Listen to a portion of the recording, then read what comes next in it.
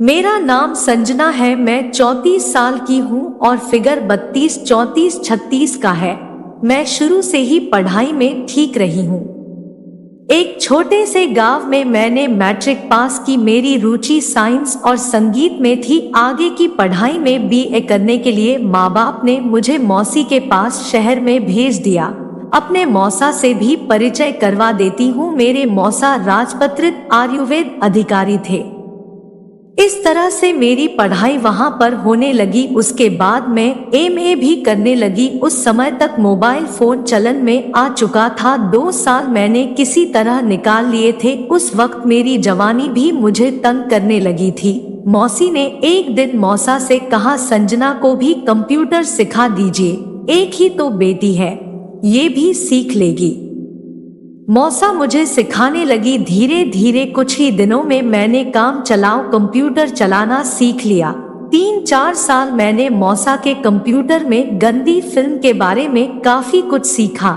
अगले दिन फिर मैं कॉलेज गया। वहां पर भी मन नहीं लगा। मैं पार्क में आ गई और अंतर्वासना की कहानी पढ़ने लगी। अब मेरे मन में भी अंतर्वासना करने की तीव्र इच्छा हो रही थी। मौसा की गंदी फिल्म फाइलों ने मेरे अंदर की आग को और तेज कर दिया था।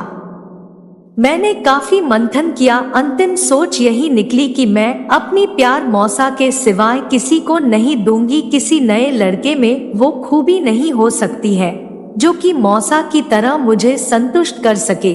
मन ही मन मैंने मौसा को पति मान लिया था। अब मेरे दिमाग में यही चल रहा था कि मौसा को पटाया किस तरह से जाए। मुझे लगा कि मेरी पढ़ाई सही तरीके से नहीं हो पा रही है और मुझे कोचिंग की जरूरत पड़ेगी। मैंने अच्छी कोचिंग तलाश करने की सोची। मैंने मौसी को इस बारे में बोला, आप मौसा जी को कहकर किसी अच्छी कोचिंग का इंतजाम करवाइए। अगले दिन मौसी ने मौसा को मेरे साथ रवाना कर दिया। मैं स्कूटी पर मौसा के पीछे बैठकर कई बार जानबूझकर अपनी सीने को मौसा की पीठ से चिपका लेती थी। हमने 2-3 जगह कोचिंग का पता किया। उसके बाद फिर मैं मौसा से बोली, आप पीछे स्कूटी पर बैठ जाओ। मौसा ने स्कूटी मुझे दे दी और खुद पीछे बैठ गए। मैं ड्राइव करने लगी। स्कूटी चलाते हुए मैं जानबूझकर ब्रेक लगा देती थी और मौसा को अपने बदन से चिपकाने की कोशिश करती। आखिर मौसा भी लोहे के नहीं बने थे, इंसान ही थे, इसलिए गर्म होना ही था। कई बार महसूस किया कि मौसा मेरे पीछे चिपक रहे थे। मैं सीट के और ज्यादा पीछे होकर उनको चिपकने का मौका दे रही थी।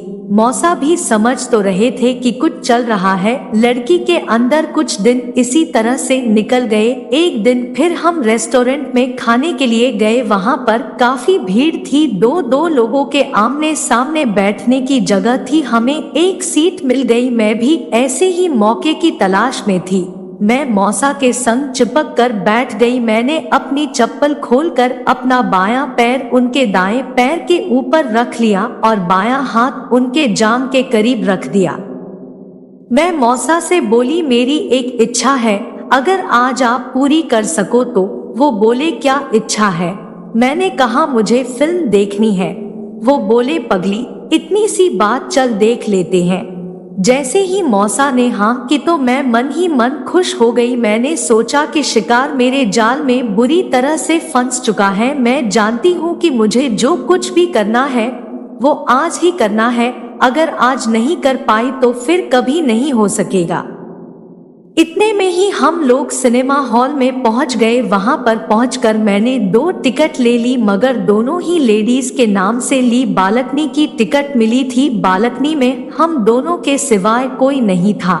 ऐसा माहौल पाते ही मौसा के लिए मेरे मन में हिलौनियां मारने लगे। मौसा के साथ अकेले अंधेरे हॉल में होने के एहसास से ही मेरी जवानी अंगड़ाई लेने लगी थी। मौसी के घर रहते हुए मेरा दिल मौसा पर आ गया था। चढ़ती जवानी की गर्मी थी। मैं पहले ही मन मौसा को पति मान चुकी थी। अब बस कोशिश थी मौसा के अंदर मेरे लिए भावनाएं पैदा करने की। सिनेमा हॉल में अब मेरे पास 3 घंटे थे। इस दरमियान मुझे मौसा को किसी भी प्रकार खुश करना था। सीट पर बैठते ही मैंने मौसा का हाथ पकड़कर मेरी टी शर्ट के अंदर कर लिया। और मोह मौसा के नजदीक ले जाकर बाएं हाथ से मौसा का चेहरा पकड़ होंठ से होंठ मिला दिया। मौसा मुझे पीछे हटाते रहे मगर मैं बार बार उनको छेड़ती रही। कुछ देर की आनाकानी के बाद वो ढीले पड़ गए और मैंने इसी पल का फायदा उठाकर मैंने सोच लिया कि इस मौसा को अगर मैंने मौसी से छीन न लिया तो मेरा नाम भी संजना नहीं है। मैं मन ही मन मौसा को अपना बनाने की कसम खाकर अपने होठों से मौसा को चूमने लगी। अब मौसा पूरे ढीले पड़ते जा रहे थे और उनके हाथ मेरे बालों में प्यार से सहलाने लगे थे।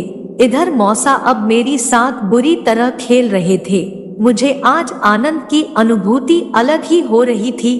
किस करके मेरे सीने से लिपट गए। मैंने भी अपनी बाहों में उनको घेर लिया। फिर वो उठे और मेरे होठों के करीब अपने होठों को ले आए। उनकी सांसें मुझे अपनी सांसों में मिलती हुई लगने लगी तो मेरी जवानी जैसे खिल उठी। मैंने उनको अपनी बाहों में कस लिया और दोनों एक दूसरे से लिपटते रहे। करीब 30 मिनट तक हम दोनों के बीच में उलट पुलट का खेल चलता रहा। यह पहला मौका था इसलिए मेरी हल्की चीख निकल गई। फिर धीरे धीरे मैं मदहोश होने लगी और मुझे एक अद्भुत आनंद की प्राप्ति हुई। तो आपको यह कहानी कैसे लगी हमें कमेंट करके बताइएगा। ऐसी ही कहानी सुनने के लिए हमारे चैनल को सब्सक्राइब करें।